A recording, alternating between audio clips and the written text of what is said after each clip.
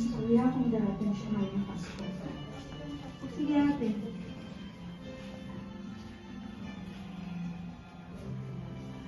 Kuya, wala kuya.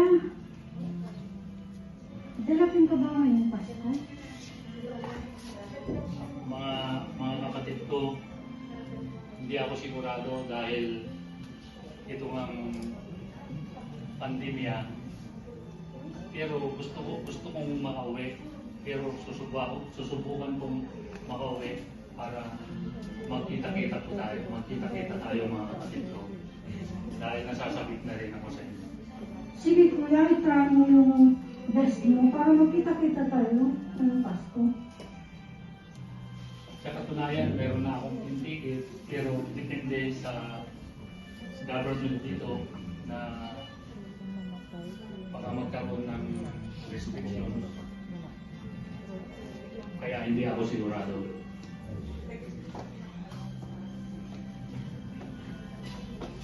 Nay, darating ba si tatay? Tapos ko na itong ginawa eh. Kailangan ko siyang makita. Ang tagal-tagal na yung hindi umuwi. Ano ba yun si tatay? Anong ginagawa niya dyan sa Saudi? Nagpakahirap? Hindi man lang tayo, ayaw niya gusto tayong makasama ng Christmas? Anak, hindi naman sa ganun. Alam mo naman ang trabaho na itay mo sa abroad. Unawain din naman natin siya.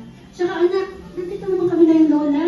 Hindi ko po kayo kailangan. Kailangan ko si tatay. Gusto ko si tatay makasama, Nay. Ano ba kayo? Kailangan natin siya ipauwi. Kahit may pandemic, hindi naman pwedeng ganyan. 3 taon na po. Anak, kung alam mo lamang, masakit din sa kalooban ko. Inay, ano ko bang dapat kong gawin? Ipaliwanag sa akin. Anak, hirap na din ako. Hindi ko alam. Anak, pasensya na. Ayaw ko mag-celebrate ng Christmas kung wala si tatay. Anuhin ko to, itatapon. Ginawa ko nga to para kay tatay. Wag, anak, pinaghirapan mo yan. Pinaghirapan mo yung gawin. Kahit sa ganyan man lang, may celebrate natin ang Kapaskuhan. Inay. Tama nga naman ang iyong ina, ako. Dapat unawain mo ang kalagayan ng iyong papa kung bakit di siya makauwi. Dahil sa pandemic. Pero paano ba at may karaos din natin ang mahalaga nandun ng spirit ng Pasko, ang tunay na pagmamahalan ng buong pamilya. Darating din yun. Nay, tinawagan mo ba sila tita? Baka lang nila darating si tatay. Kasi hindi sila nakaramdam. Hindi mo lang nagbigay ng regalo sa akin. Wala mo lang sinasabi.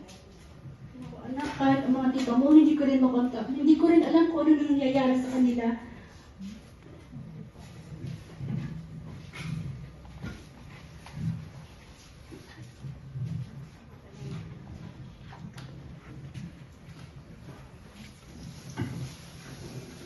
Anak na.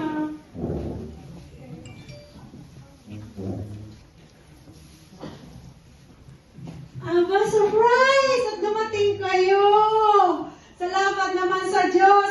Anak! Nandito ang iyong minamahal na asawa! Andito na ako, mahal. Oo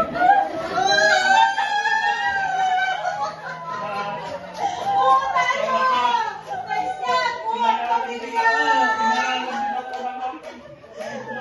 Thank you, Lord! Salamat naman at nagkita-kita tayo muli. Tita, bakit hindi mo sinabi sa dadating si tatay? Munti ko na masira yung gawa ko. Surprise na di ba? Oh, sige lang. At least, andito na si tatay. Masaya na yung Christmas namin.